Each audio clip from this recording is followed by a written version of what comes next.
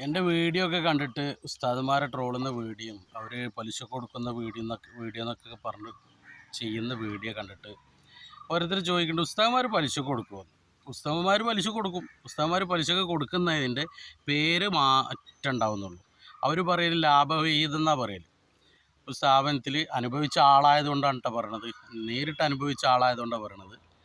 അവർ പറയൽ ലാഭവിഹിതം എന്നാണ് പറയൽ. 1, 2, 3 ലക്ഷം റുപ്യൊക്കെ കൊടുത്തിട്ട് കറക്റ്റ് അണ്ണന്മാരൊക്കെ വാങ്ങുന്ന അതുപോലെ മാസാമാസം വന്ന് പൈസ വാങ്ങിപ്പോകും. പൈസ വാങ്ങും, പക്ഷെ ലാഭവിഹിതം എന്നാണ് പറഞ്ഞത്. അവർക്ക് ബിസിനസ് പൊട്ടിയാലും കുഴപ്പമില്ല, എന്തായാലും കുഴപ്പമില്ല, എങ്ങനെയാണെങ്കിലും കുഴപ്പമില്ല. അവർക്ക് മാസം ഇനിയിപ്പോൾ കൊറോണ വന്നിട്ട് ലീവാണെങ്കിലും കുഴപ്പമില്ല, എന്തായാലും കുഴപ്പമില്ല, അവർക്ക് മാസം മാസം പൈസ കിട്ടണം.